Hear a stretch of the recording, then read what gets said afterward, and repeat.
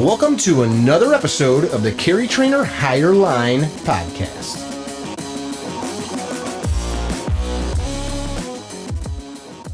Hey guys, welcome to another episode of the Higher Line podcast. We've got a pretty special guest here today. This is Fred Burton. I'm going to read an excerpt here from some stuff I pulled offline so I don't chop it up. Fred is one of the world's foremost authorities on security and terrorism. He oversees the analysis of global security developments and consults with clients on security-related issues affecting their business assets, and on and on and on. I could keep going here. But basically, you work for the U.S. government for years. You've got your hands into some of the highest and worst terrorists in history that we've known in our times. You've been involved in hunting them down and finding them, right? And you've got multiple books that are New York Times bestsellers.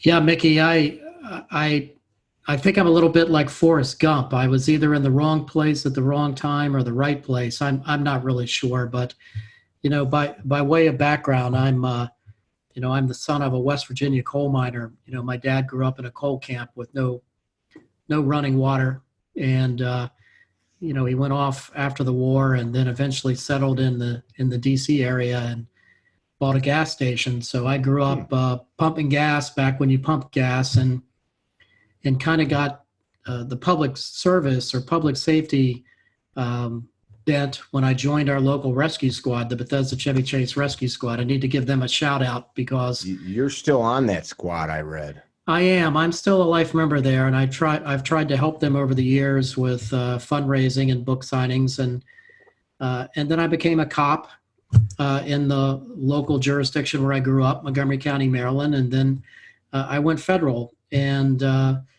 I spent the early part of my career in the early 1980s as a counterterrorism agent when there was only 3 of us for the world. And because I was the youngest and the new man in the office, I was given the Middle East. So these were the days of the hijackings of TWA and Pan Am planes, and in the aftermath of our horrific embassy bombings in Lebanon and in Kuwait. Mm-hmm. And so those were my cases. And so I spent many, many years just looking at those cases and investigating those cases. And now I feel very blessed to just be able to write about them with my books. I read or listened to an interview where somebody was asking you, the interviewer was asking, so you were this was his words, like he was saying, so they had you and some guys like over a certain area, and you're like, no, over the whole world, just you and two others, right? Yeah, this was back, I know it's hard to imagine, but we had a world before 9/11. Yeah. And we had a world before the first World Trade Center bombing, where I've gotten much more credit than I deserve for the capture of Ramzi Youssef, the mastermind of that bombing. But why do you say more than you should deserve? I didn't mean to cut you off, but I want to know that. Oh well, you were one of the guys chasing this dude down, right? Well, we got lucky, like you have to in this business. It was no great stroke of investigative genius, but my office during that time period, Mickey, ran what was since become the $20 million program that was used to hunt down bin Laden. Okay. And in those days, it was called the Rewards for Justice program. It still is. It's probably one of the most effective tools on the government's war on terror, or whatever we're calling it today. But in those days, we had $2 million where we would pay for information. So to make a long story short, we paid an informant $1.2 million that told us where Ramzi Youssef was going to be. And it all came together very quickly, and he was grabbed in a flea bag motel in Islamabad, Pakistan. And so this was no great genius on the part of me or anybody. It was a complete team effort, like so much that happens behind the scenes. But again, in those days, you didn't have the infrastructure behind this effort today to combat terror. You didn't have all the resources that you have. And when I do talks for cops or agents today, I get many of them that say, look, I want to do what you did. And in many ways you can't, because, in the aftermath of the horrific embassy bombings in Beirut and the hijackings, we were kind of writing the rules and making it up as we were going along. And we made a lot of mistakes in doing that. So in essence, on a simplistic level, much like detectives respond to homicides, whenever we had a plane crash or an embassy bombing or an assassination, we would just get on a plane and go. And we would work with the local government to try to investigate that using working like street cops, trying to figure out what happened, who done it.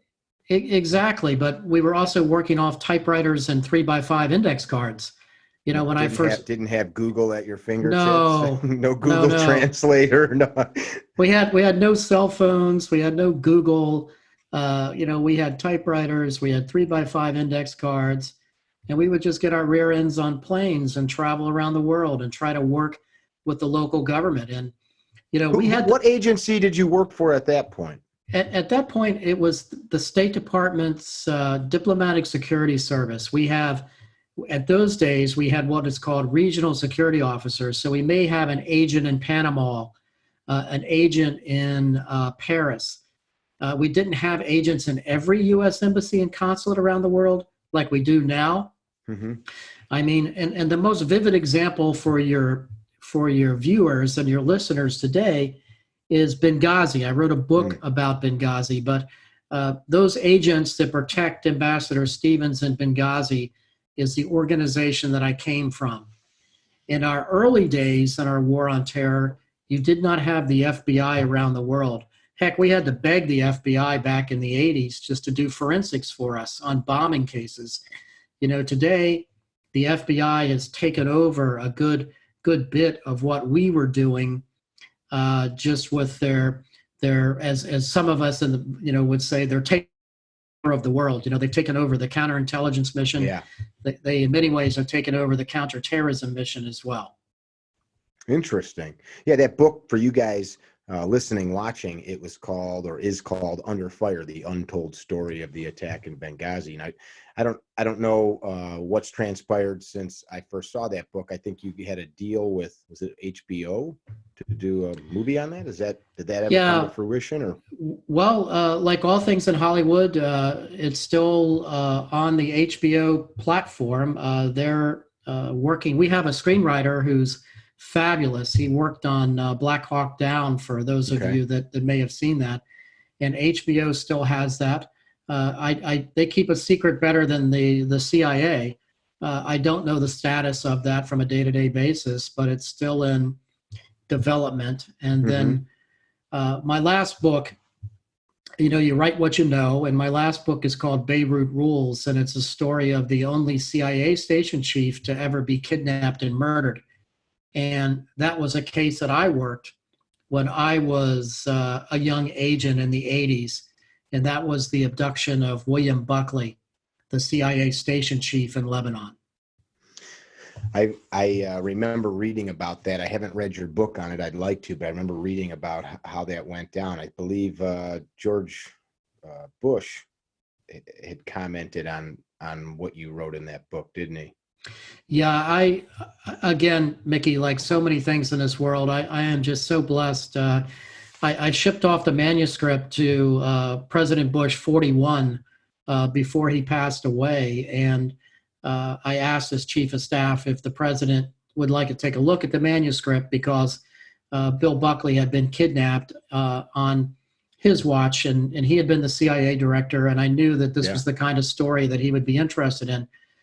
And lo and behold, I got a beautiful testimonial back from his office before he passed away. And I had a tremendous opportunity to speak at the Bush Presidential Library in College Station. And if you haven't been to the Bush Library in College Station at Texas A&M University, it's an amazing museum, like all presidential museums. So I was able to speak there, and also at the Clinton Presidential Library in Little Rock, which is also a very nice museum as well. Very neat, very neat. So you've written, you told me this when we first talked on the phone, you've written about your life, unlike other people maybe write a fiction. By the way, if somebody Googles you and there is another author with your name that does write love novels, that's not you. No, that's not me. I'm not talented enough, Mickey, to write love novels. Let me just say that.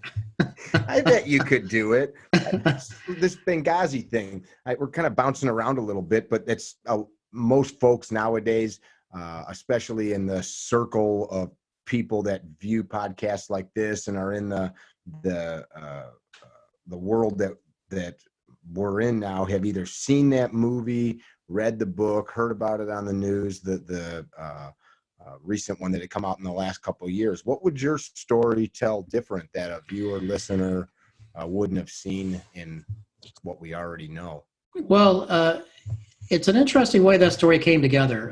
My co-author is Sam Katz. Sam and I go way back in the early 90s. He wrote a book about the State Department's Diplomatic Security Service, and one of his chapters was about me, our capture of Ramzi Youssef. So after the Benghazi mess, Sam and I had reconnected, and I said, Sam, I'm thinking about telling a story about Benghazi, and he said, so am I. So we collaborated on that book called Under Fire, and the book is from the perspective of the 5 State Department agents that were there in a very bad situation with Ambassador Stevens.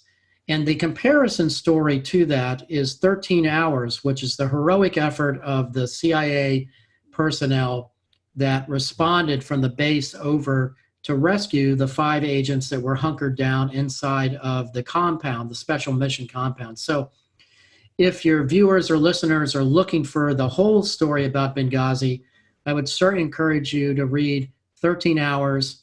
That was made into a film, which is a Michael Bay film. And then my book is from the perspective of the State Department agents that were there. And that is the one that HBO has in their hands. And they're going to make what I think, a very thoughtful film on what transpired in Benghazi. So, and I was fortunate with Vanity Fair, did an excerpt of our story about a month before my book was published. And so it frankly, it's all about marketing with books. And I think you also got to tell a good story, obviously. I was going to say, it's got to be a good book, because otherwise people won't be writing good reviews and telling their friends to read it. Well, yes, you're very kind to say that, but it takes it takes a village to kind of make a book. And so when Vanity Fair excerpted our story, that really kind of projected that into rarefied air with books. And it's the only book that I've ever had that at the same time has been a New York Times and a Los Angeles Times bestseller at the same time. Wow. So, again, you get it, I've done 4 books now, and I'm working on my 5th. And if you have a great publishing machine behind you, it's all about sales and marketing, to sell books. That new book that you're working on, you told me a little bit about it. It's pretty gruesome. You want to talk about that a bit?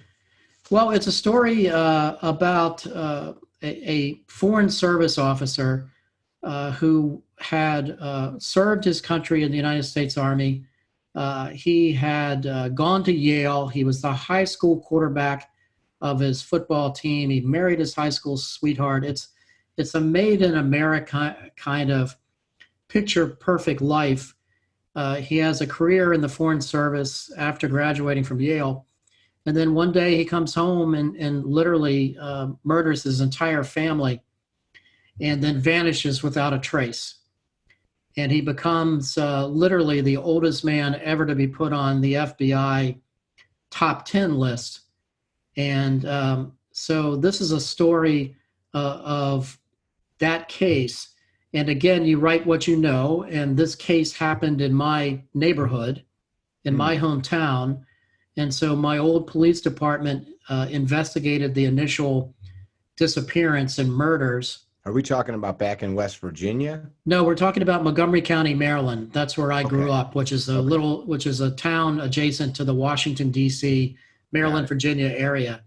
So the murders take place in the town, and everybody knew about it, of course, because this was front page news. This is before the internet, and this is on the Washington Post and front page. And then when I became a State Department special agent, I remembered that case. So we dabbled with it as time permitted. And unfortunately, we did not have a lot of time just due to all the hijackings and bombings and terrorist attacks around the globe. And we didn't have a lot of sympathy to be looking for cases that happened years before. So it's a case that I came back to because I think, the older you get, Mickey, there's a desire for closure. There's a desire for unfinished business. And that was one of them. And so I had written a similar book, which was my second book, called Chasing Shadows, which was a story of an Israeli intelligence officer that had been killed in my town when I was growing up in high school. And so I went back to that case when I was an agent as well and tried to reopen it as a cold case.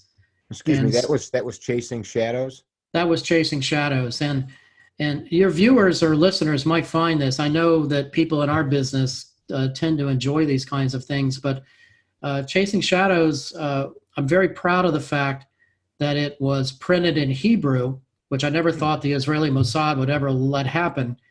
And it was also put on the official website of the Israeli Air Force. Wow. Because the victim that was killed was a hero of the state of Israel, and he was a very renowned pilot back when the state of Israel was created. And his name was Colonel Joe Alon. That book, Chasing Shadows, it's the other part of that title is A Special Agent's Lifelong Hunt to Bring a Cold War Assassin to Justice. Did you guys catch him? Well, I don't want to give the story away, but let's put it this way. I was able to hunt down who shot and killed Colonel Alon, and the rest is in the book. A lot of people like the ending. A lot of people don't like the ending, but there's some twists and turns in the case that are really kind of fascinating. And, again, Mickey, much like a podcast, the power of a book. When the book was published, there was so many people that came out of the woodwork that said, oh, I have information about that case. Wow. Let me tell you what I know. And that book led to the FBI in Paris contacting me, and actually led to them interviewing the infamous Carlos the Jackal. Wow. And the Jackal was this famous terrorist from the 60s and the 70s. And as a young agent in my office, I used to have this grainy surveillance picture of the Jackal on my wall with a thumbtack, because he was this guy that we never thought we'd ever get our hands on. And so when the FBI approached me and they said, look, we love this story. We want to relook at this case. Who would you talk to if you could? And I said, I would go talk to Carlos the Jackal, because he swam in the same swamp as all these old radical terrorists from the 60s and the 70s, and he may have some information pertaining to the case. So that's really kind of a fascinating twist, and I probably got enough data and information to do a sequel. I just don't have enough time, not enough hours in the day. Anyway, I've always been amazed at the power of the book.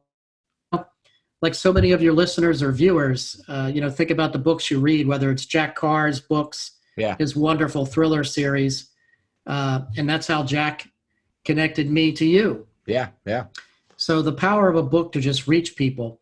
So I'm hoping with my new book, once I get it out, we'll shed a little light and a little transparency into this man who's never been found. If you lived another 100 years, what other books would you write? Oh my goodness, that's a good question, Mickey. I would go back to cases like that I have been unsuccessful in solving. And what I say by that is this. Something as simple as the horrific bombing of the first U.S. Embassy bombing in Beirut in 1983. all the people connected to that case have really never, ever been identified. And you think about it in our 9/11 world that we're living in, and imagine a time frame when you don't have a very robust CIA focused on terrorism. You don't have the FBI involved at all. You don't have a lot of NSA or NGA assets to draw upon. You know, heck, in those days, we were lucky to get one satellite around the world a day. And today's world is totally different. So if you look at some of these cases that were just landmark cases from the 1972 Munich massacre of the 11 Olympic athletes in Munich through, and you stair step through that time frame from the horrific embassy bombings, and there's not a lot of visibility or transparency into who actually put the bombs together, who drove the truck into the embassy. You know, those are the kinds of things that I would go back and revisit with all the tools that we have today. And unfortunately, in those days, we just did not have those tools. I mean, different world with just even something as simple as tracking where somebody's credit card has been, or all of that digital stuff just didn't exist. No, I mean, I mean, in our days, you did not have the record keeping, you did not have the databases. Sign into a hotel on Mr. Smith. Yeah, exactly. And I mean, you look at the world we're in. I can remember one time, and I think I can talk about one of these cases. You know, we had a surveillance of an embassy overseas back in the 80s. And one of the suspects turned out to be what we thought was an American. So we were lucky enough to get some grainy surveillance footage of this individual that might have been conducting pre-operational surveillance of the embassy. And I did my best to try to identify him. I had a pretty good lead on him. And I remember going to this place that I had never been before, the National Security Agency up at Fort Meade. And even though I had all these clearances and so forth, this was always the place that you really never really knew what they did. Even back in those days, they were just this place that were out there. And I remember talking to them and saying, look, here's this guy. I bet you he has a US phone number. Can you help me with that? And they started laughing. They said, no, hell no, we can't help you with that. It's illegal. We don't collect information on Americans. We're prohibited from law to do that. That's funny. And you look at like how that pendulum has swung till today, where literally, you know, every text message or internet search is being watched by somebody, if not Google. And in those days, I couldn't get help on somebody that had possibly been involved in planning some sort of attack. So that's just that huge evolutionary arc in our war on terror today, that we were just pushing so many boulders up a hill back in the day. Let's talk about that. Go ahead. Jack Carr and I talk about that all the time. I mean, he came on in a world that was totally different.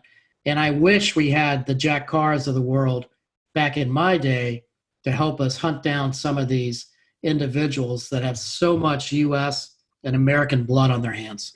I wonder how the American public would have thought about or received that, because like you said, it's just in 30, 40 years, it's so different what we accept. Like, would we have accepted a bunch of guys like Jack out doing what he did and got good at? Would we have cried foul? Your comment about NSA and things of that nature, I mean, you and your investigations are partially, I don't want to say to blame, but hey, we need to get this information. Without this information, we can't find these bad guys. Thus, lobbyists and lawmakers pass these laws that allow, and presidents, of course, using executive powers, have created this, in some cases, huge overreach of privacy. What's your thoughts on that?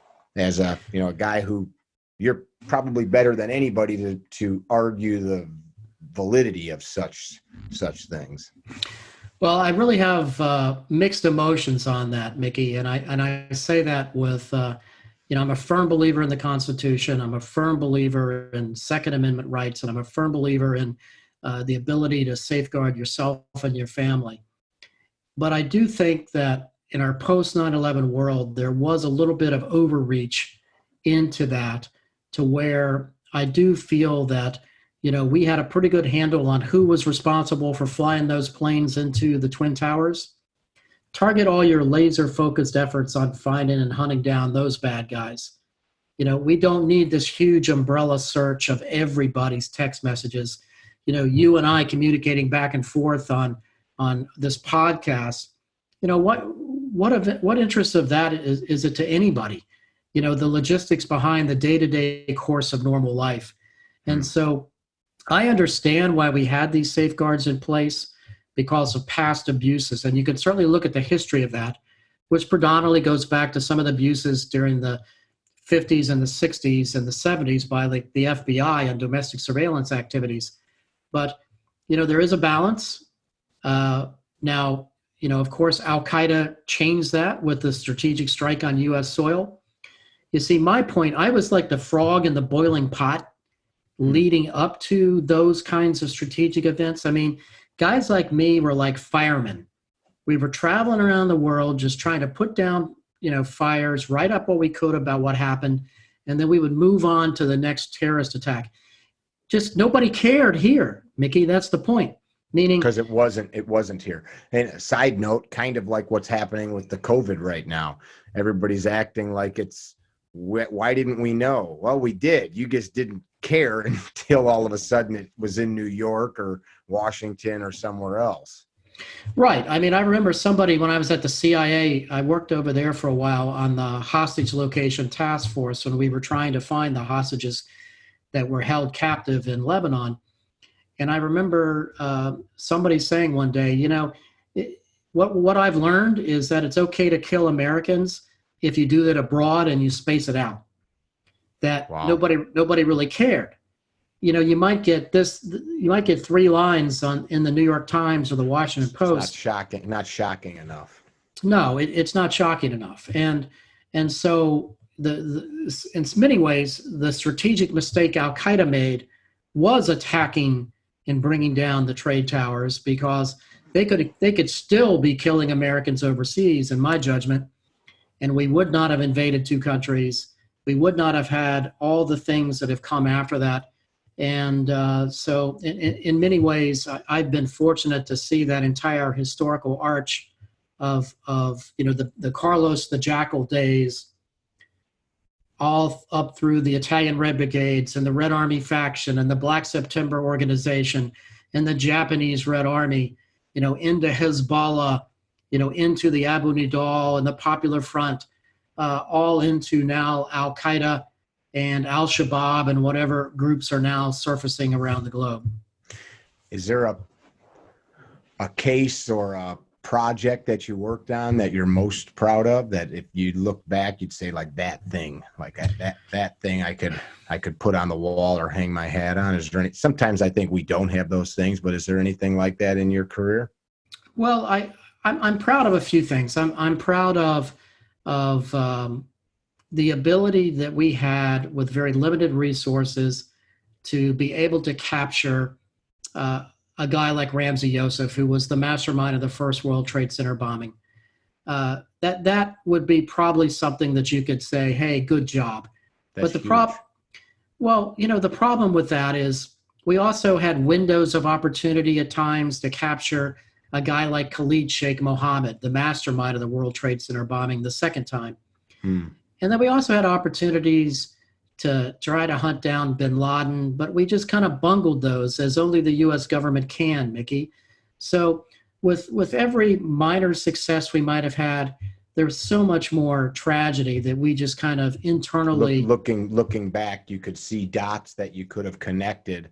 Yeah. But as part of that, talking about what you just said, 20 years ago, nobody knew this guy in 20 years is going to blow up the World Trade Center. Well, I think at least from somebody like myself, now granted, I might have been too close to the flagpole, But, I could remember many, many days, like taking in those days before we had cars, I can remember taking the subway home and stopping, in a dark, dreary night, like 2 stops away, and turning back and going back to work, because I realized if I didn't do something, nobody else would. And literally, that's how resource stretched we were.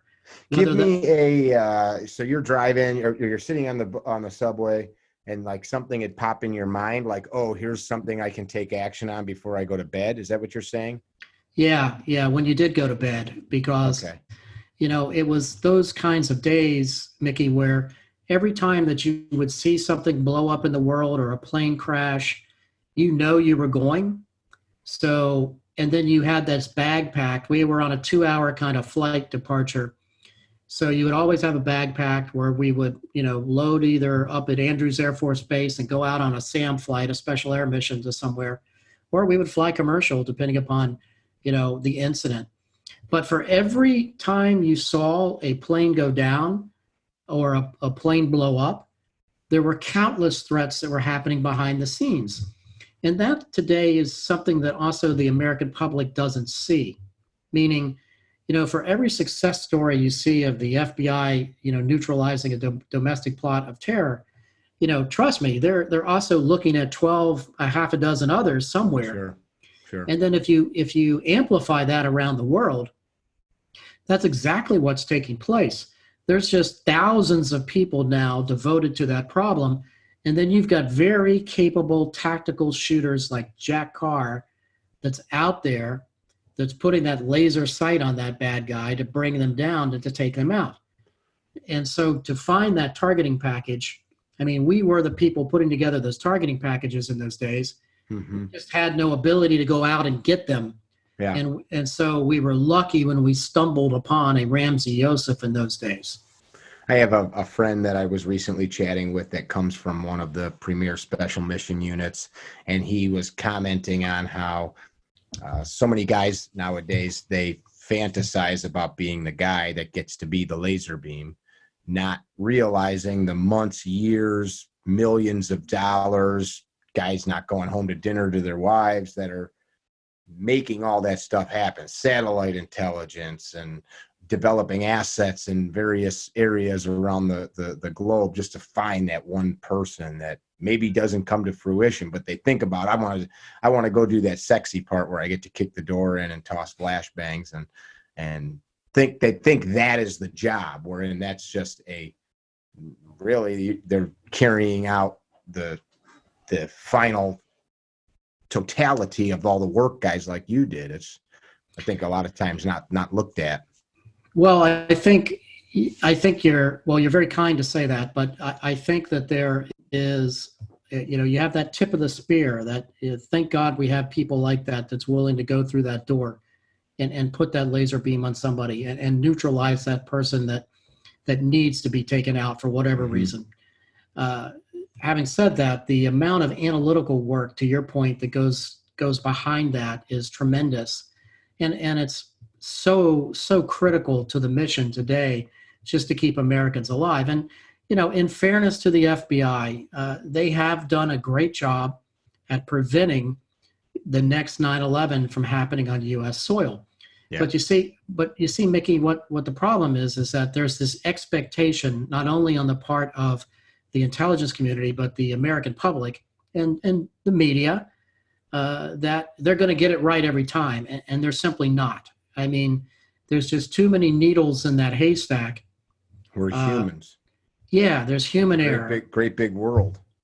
It's a great big world, and let's face it, it doesn't take a lot of planning to just pick up, an AK-47 or whatever, and to walk into a workplace or a school or into a building. Or a rental truck, as we've seen many times, or any of those things. Exactly. Yeah, that's heavy. Back when you were having those sleepless nights, did you have a family? I did. We were living in the DC area, and it was tough to be in that kind of predicament, because we used to have these, back when we did get technology, which was, first we had like these cell phones that were about a foot long, I can remember taking one of them to a plane crash I investigated in 1988 in Kuala Pakistan, and that plane crash killed the president of Pakistan. And just point of fact, the media always gets this wrong, but the United States ambassador to Pakistan was on that flight, and he went down too. And he was the last ambassador killed on the line of duty before Ambassador Stevens was in Benghazi. And the media never gets that right. They always throw in other people. But I was on that 88 plane crash investigation. And that was another motivation for me wanting to carry that arc over to Ambassador Stevens in Benghazi, since I had looked into the previous one. But back to your question, we had these portable secure voice,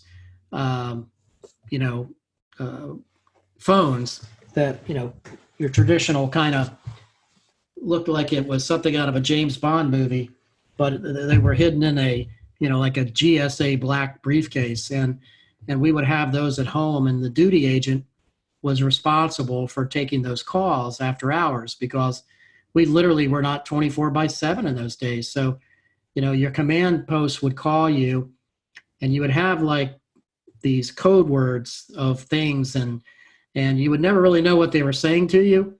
And you had no idea what they were trying to tell you on the phone, because they would give you like these code words, like,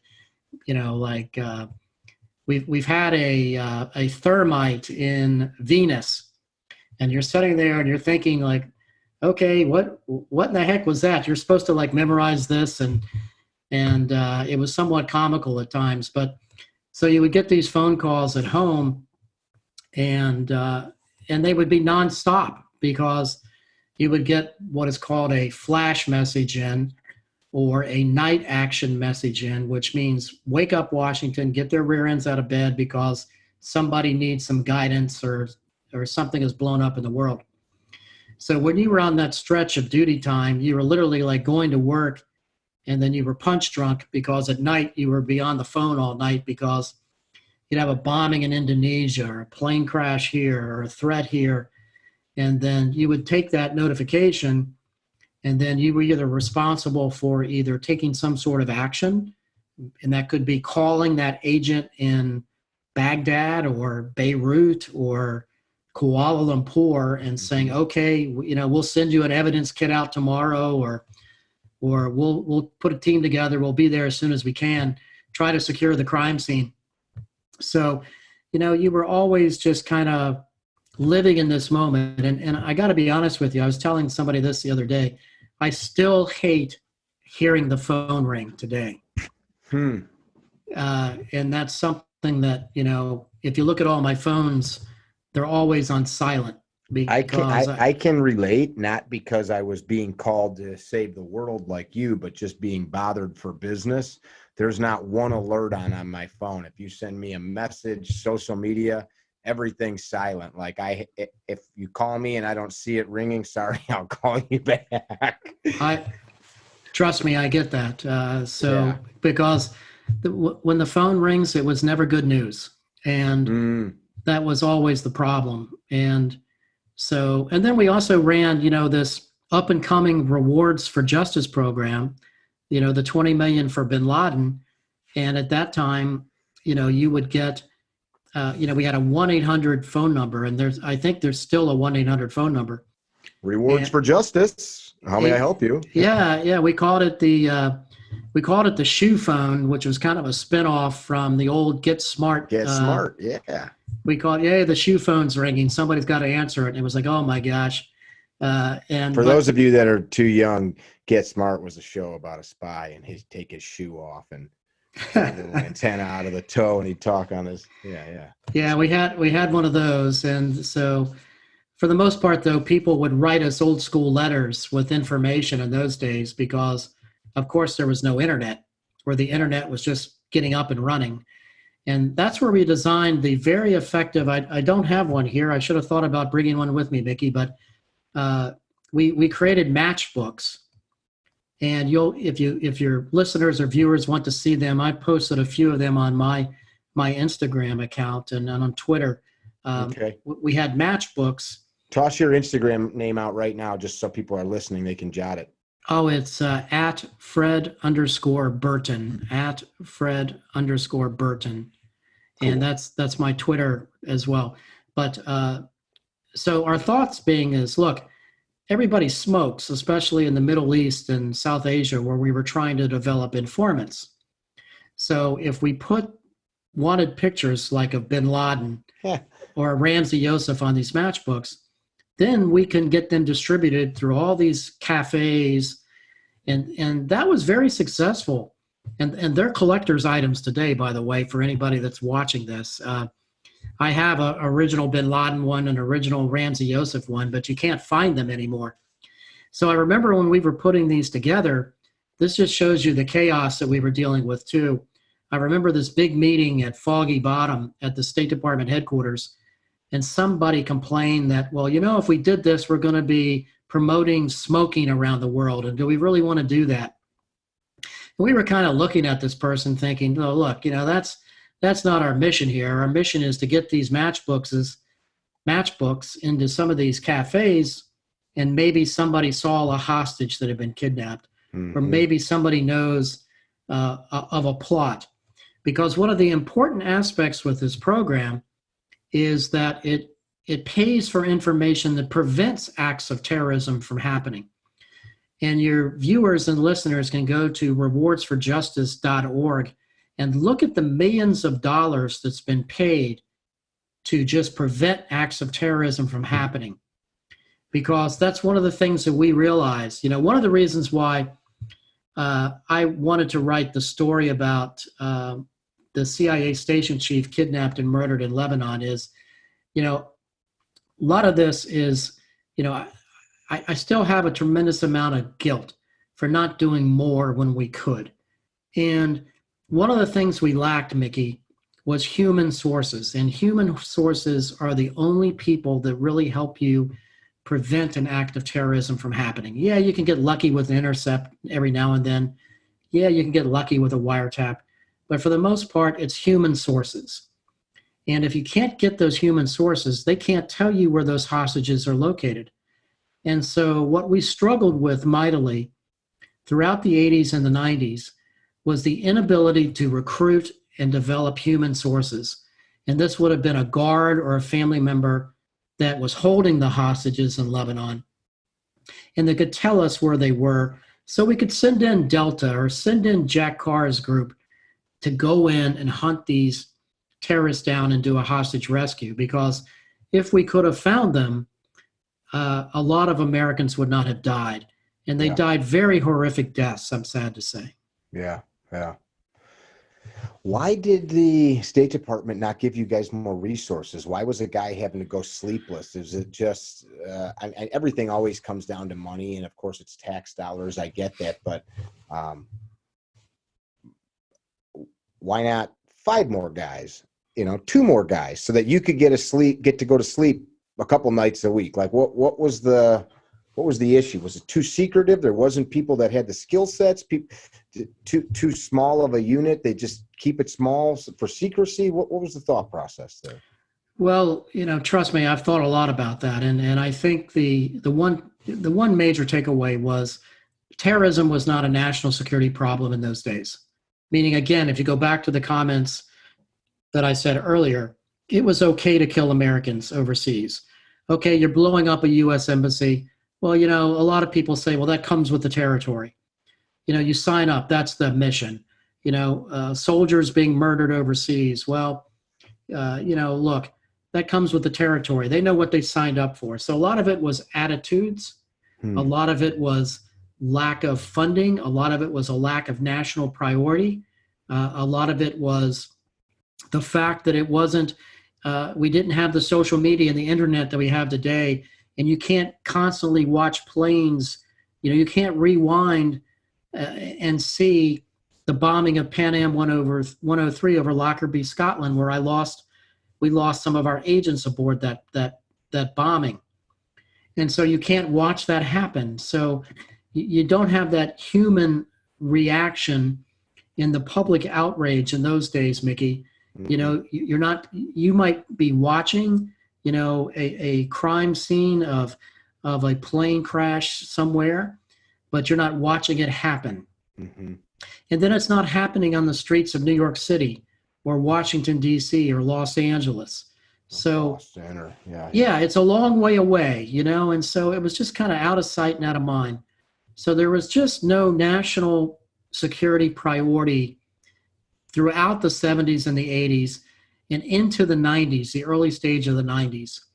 And then when the first World Trade Center happened in 93, you saw a little bit of shift, but not much, to be honest with you.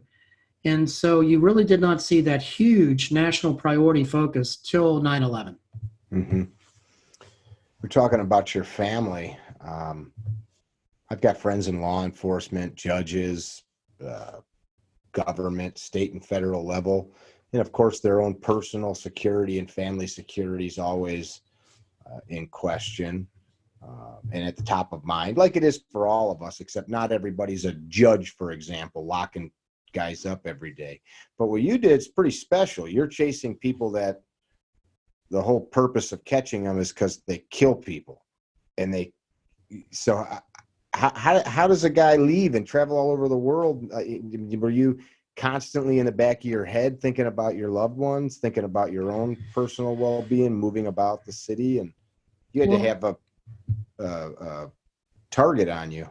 Well, first off, you try to compartmentalize that. You try to safeguard yourself, meaning we were all very well trained. And that's one thing that I must say that, I've been very fortunate over the course of my career to be able to, take some of the State Department and CIA and FBI training, from bombing crime scene schools to surveillance detection training, meaning you're trained to know what to look for. And you practice those skills, and it's skills that I still practice today. And so I'm also a realist and know that, groups like Al-Qaeda, they have much bigger problems than trying to get even with people that might have messed with them, 20 years ago. So I'm a realist when it comes to that too, Mickey, that, there's much more pressure today on your average street cop with in today's world, just dealing with all the problems that they are, and then you compound that with COVID. And so, the world is a dangerous place. I mean, we used to say that all the time, and that's just the way the world has always been. And, I was fortunate for, a period of time, and I feel very blessed to have these experiences. Don't get me wrong. I look back, it's given me a career to be able to write books, do things like this. Mm-hmm. Heck, I was even on the Daily Show with Jon Stewart. Whoever would have thought that for a guy like me? And so, I feel very fortunate to have been able to do some of the things that I've been able to do in my lifetime. And without that experience as a counterterrorism agent, I never would have. But it was not a job I really sought out either, meaning, I was a cop, and I wanted to be a federal agent because, quite frankly, the money was a little bit better and I could provide more for my family, and I could wear a suit every day and not a uniform. And then coming right out of basic agent training, it was, Burton, you're assigned to the counterterrorism branch. Well, what is that? And so that was just dumb luck. You could have ended up. I could have Treasury Department. You could have ended up at all these different places. Yeah, in those days, we had a good number of our agents that were assigned to what was called SD, the Secretary of State's Protection Detail. Okay. And for those of you who don't know it, much like the Secret Service protects the president, the State Department has a team of agents that protects the Secretary of State. They also protect visiting foreign dignitaries, like, on my watch, we had Princess Diana, Prince Charles, Prince Harry when he was a baby, and the likes of Yasser Arafat and people like that.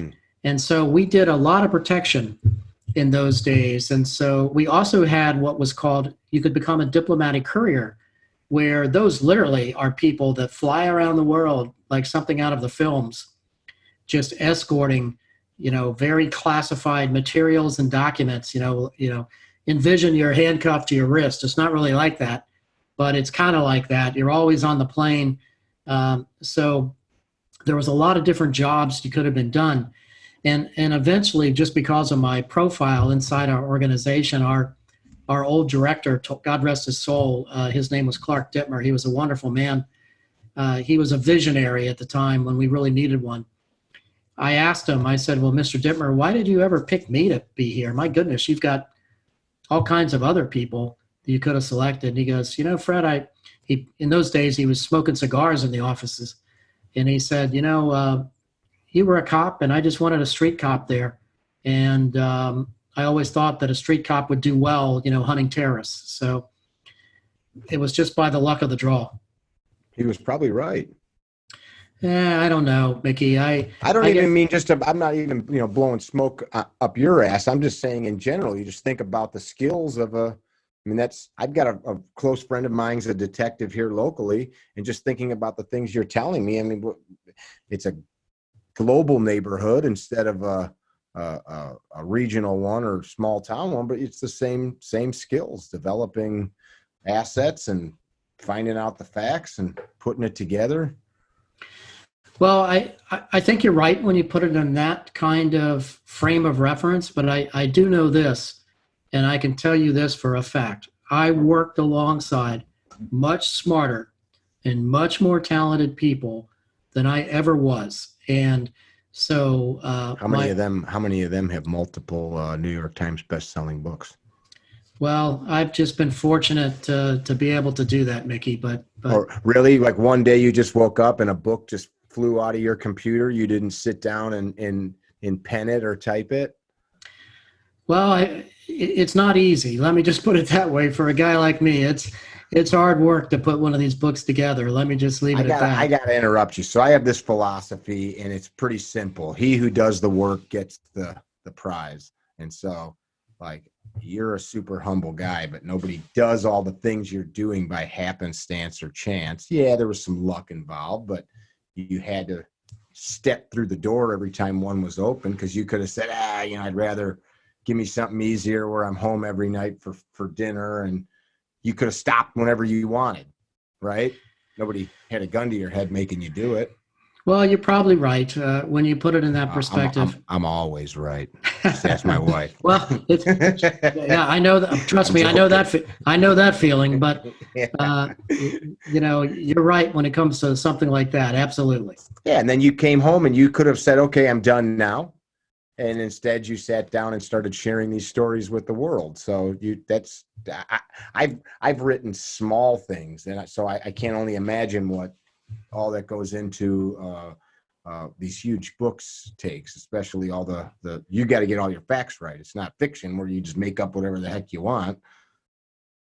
Yeah, I know. I don't have the talent that like a Jack Carr does to write his series and his latest Savage Son, which is just phenomenal.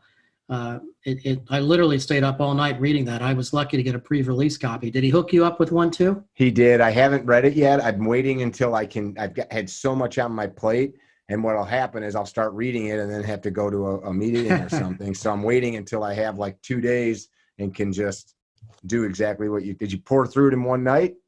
I poured through it in one night. I started reading it and I said, oh my goodness, I can't put this one down. And I said that to Jack, and I'm sincere when I say that. I'm a big Jack Carr and a big Brad Thor fan. Mm-hmm. And, these guys are also just very nice people. And you know what I mean when I say that. And I try to say that to people.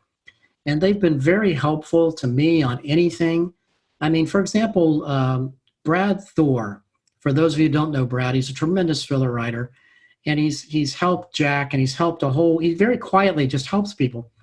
Well, I'm reading his book before last, and lo and behold, in the midst of reading this book, he has his special operations team reading my book in his book. Yeah.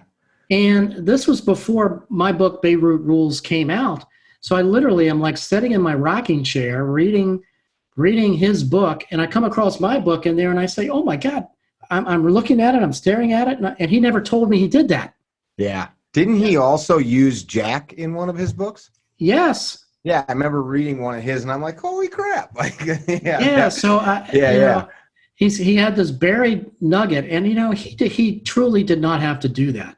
yeah, He's just a nice guy when it comes to things like that, and you can't buy that kind of advertisement or marketing.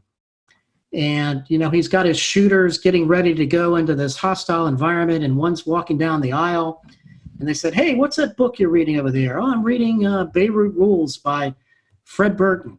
"Oh, how is it?" He goes, "Oh, it's okay."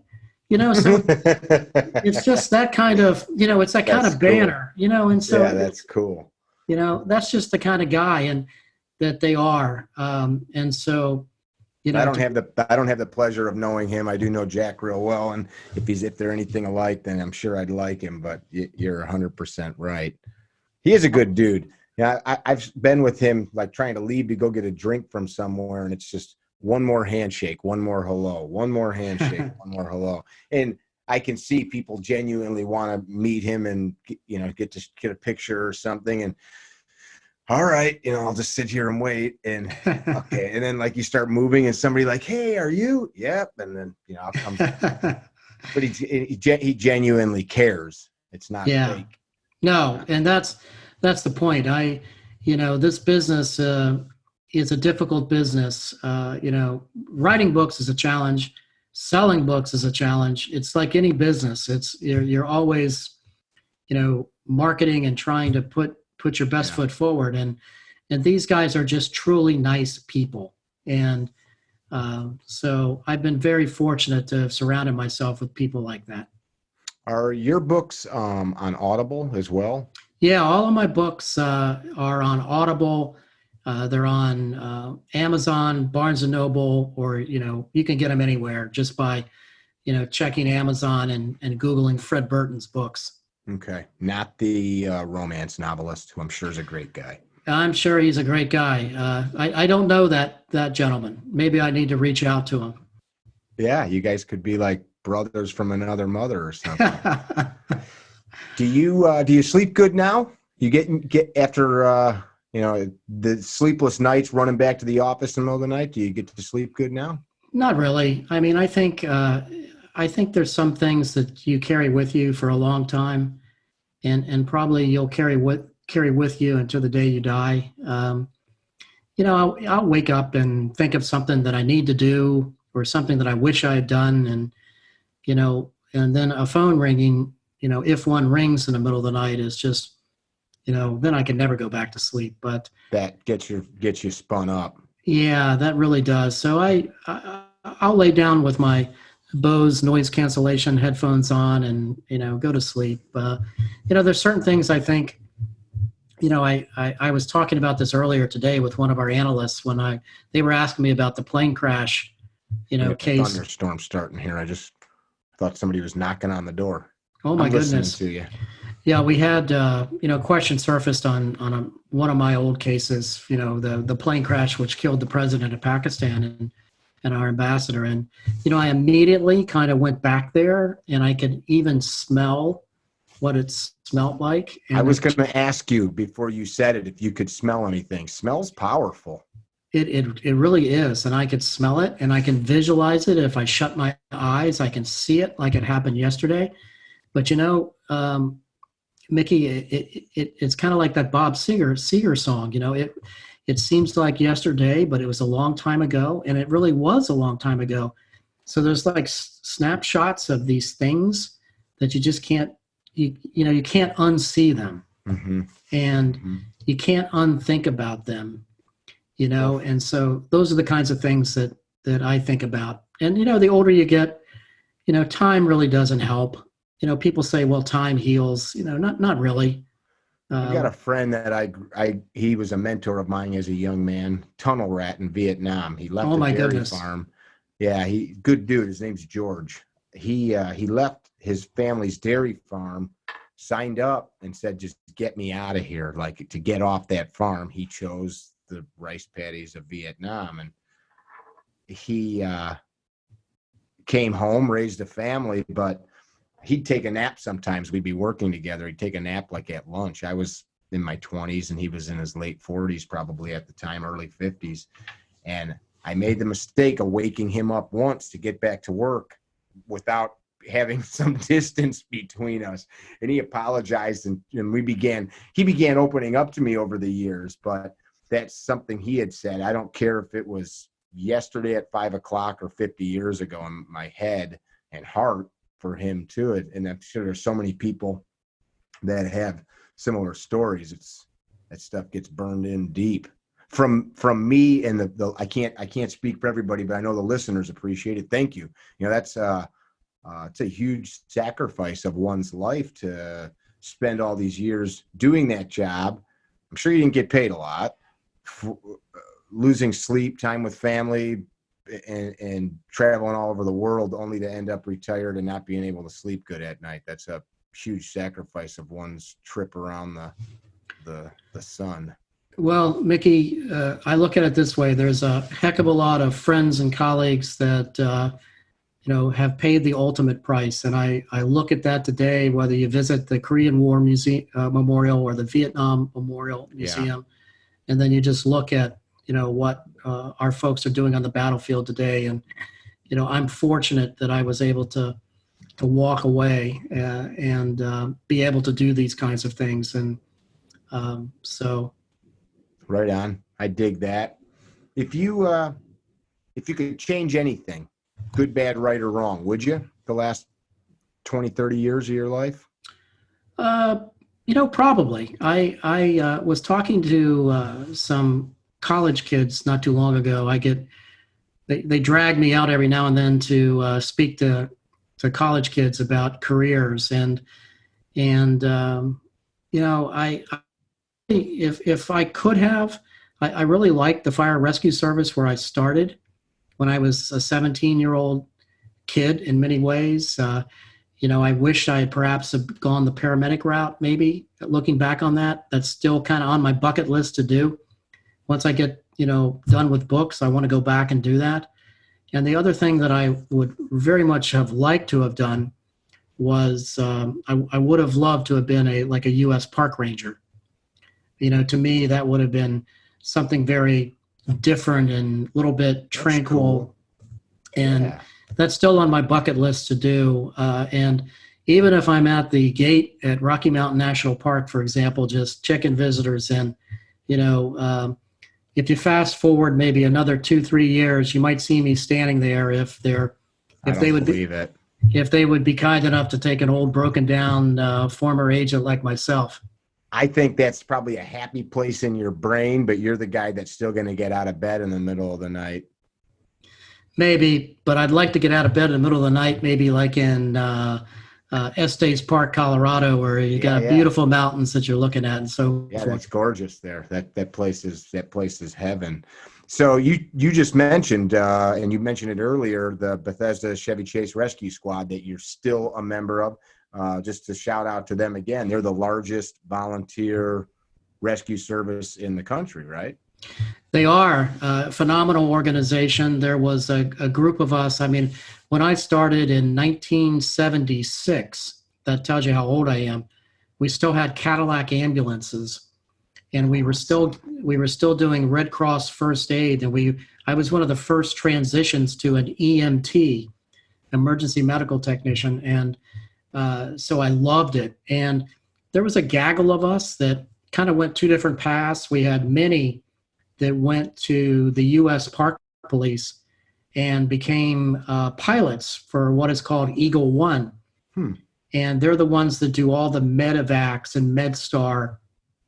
Little known fact too, they do a lot of motorcade observation.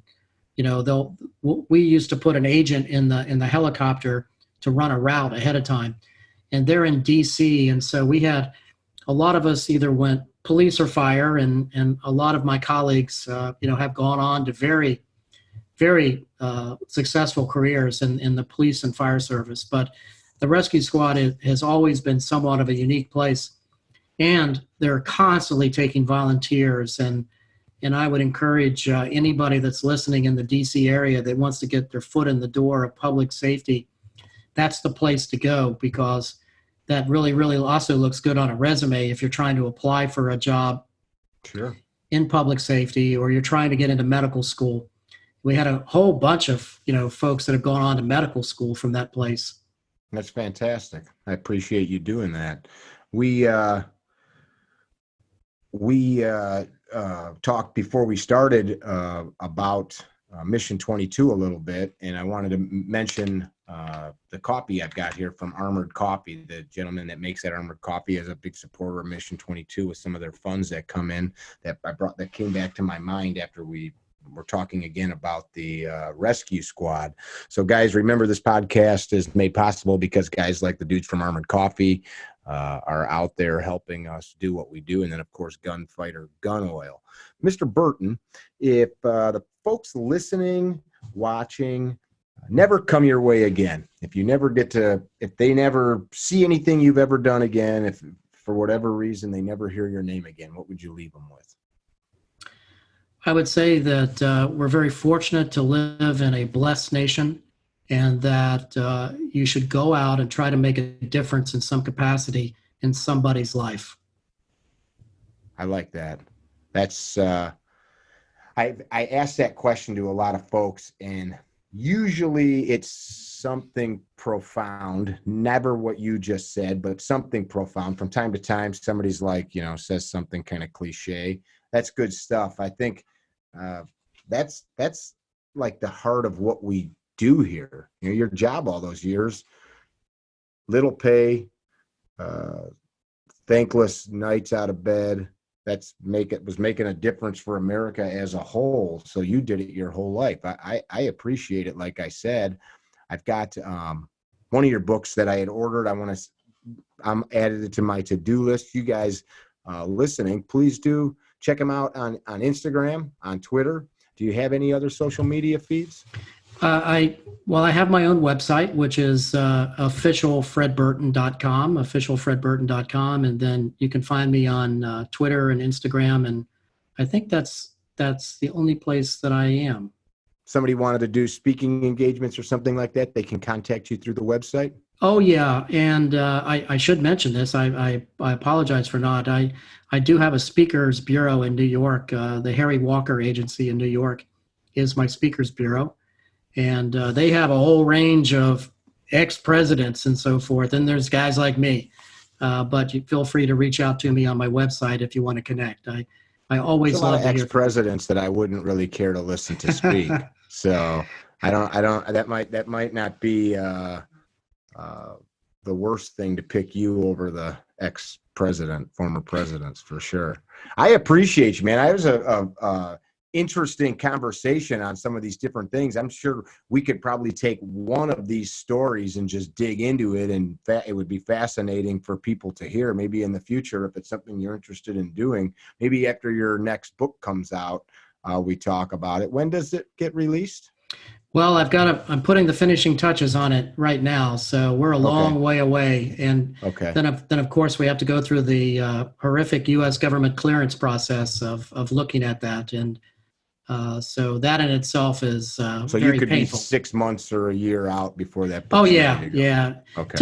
Typically with my books, I don't know how Jack Carr and Brad Thor cranked them out so fast, but I think fiction's a little bit different. They get to make shit up. That's how. Well, you can say that. I don't want to. I can. What are they gonna do? It's called fiction for a reason. Yeah, I've got to fact check all my data, so it just takes longer. That's okay. Well, you're no offense to you, but Jack's also grew up when airplanes and things like that didn't have cranks on them. Like he had a phone that you could dial things into, so maybe just a little faster at it. I don't know. Yeah, probably. That's a joke. Oh, I know that. Trust me. Okay. All right. I appreciate you, man. Fantastic discussion. I hope that you guys listening found it to be enlightening, and a true American hero on the Higher Line podcast today, who spent his life doing the stuff that many of us, I think, take for granted. We talk so much about the freedoms that we hold so dear. We have so many people these days, and probably in times past, that pound their chest and talk of patriotism, but you lived it. So that's pretty fantastic. And again, thank you. Parting words. Well, thank you very much for having me on, Mickey. I'm still very shocked that anybody wants to hear me talk. And so I really thank you for the opportunity to have me on your program, and thank you for what you do. Thank you. You guys listening, and I told him last words, so think about what he said, and I'm going to say goodbye. Good. Enjoy the show. Visit our website, CarryTrainer.com, for information about classes held throughout the U.S., CarryTrainer apparel, and upcoming projects. You can also email us at training@CarryTrainer.com for information about setting up your own private course or speaking engagement. Training@CarryTrainer.com or CarryTrainer.com.